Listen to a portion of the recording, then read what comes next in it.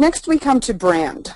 Brand to me is the outside of a great script, the single biggest thing that you have. Your brand defined who you are as a writer, who you will be, and what you offer to the industry. So what type of writer are you? Your brand is determined by your genre. What type of script do you write? Are you a thriller writer? Are you a romantic comedy writer? Are you a horror writer? Are you a comedy writer? And your output. If you are a writer that will write one screenplay in 3 years, we need to know about that. If you're a writer that can churn out great work every few months, that is part of your brand as well. You need to really solidify what your brand is, specifically when you're breaking in, because everybody wants to work with an expert. When people are bringing in new writers, when they're exploring bringing writers in for projects, bringing writers on for representation, they want to know that they are clear about what it is that they are putting out there. I particularly am a big fan of the Apple brand, and specifically because of the growth and trajectory of that particular brand. The reality is that Apple didn't start out making iPhones or iPods or iTunes or scales, which they do now. They started out making very, very strong personal computers and thinking differently. This was their brand, this was their promise, and on that, after they've established their core competency, which was computers, they were able to expand on it and really become trailblazers in the technology field, which is incredibly exciting. But let's not forget what they did originally, which was establish a very strong brand with their core competency. So with that in mind, you really have to understand what you do best. Writers who say, I do everything best, give out two messages. One, they don't know their own strengths. Two, they don't understand how the industry works.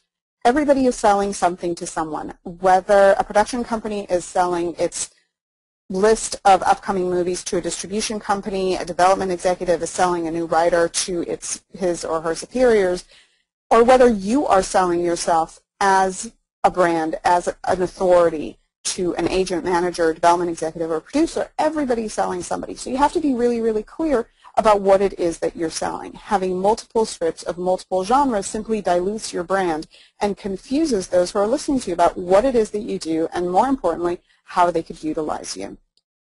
In time, you will be able to extend your brand. First, you will extend within an existing genre. So if you wrote a comedy, maybe it's time to delve into a comedy script or a dark comedy that you want to look at. But also you will try to go bigger.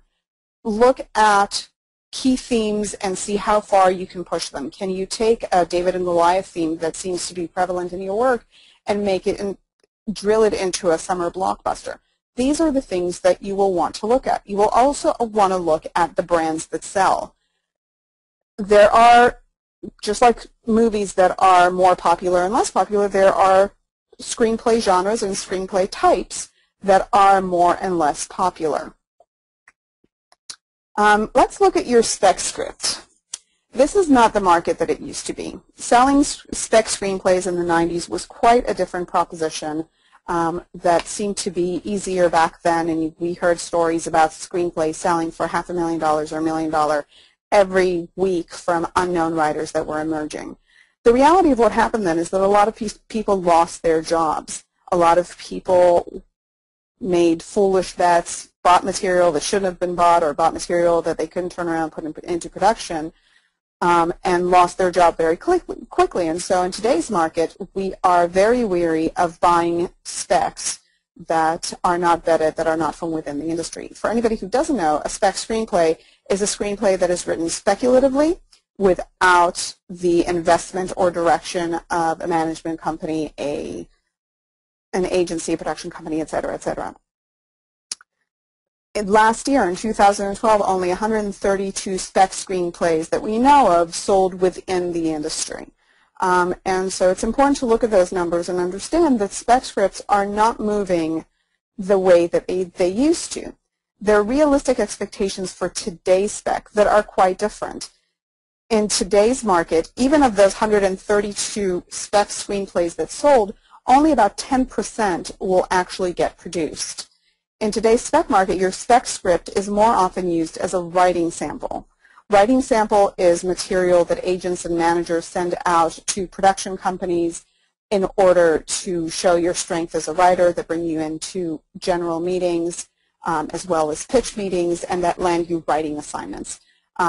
Spec screenplays also, when they are strong and buzzed about, will land on desks of showrunners when they are looking for new writers for staffing season. I did touch on general and pitch meetings. I do want to elaborate on those for a moment because oftentimes people are not clear what they are. A general meeting is what is known as a meet and greet.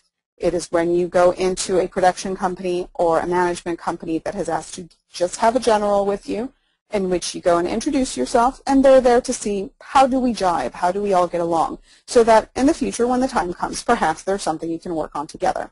A pitch meeting is a meeting that exists specifically to pitch a piece of material or to pitch your brand. Those are generally set up by your agents or managers,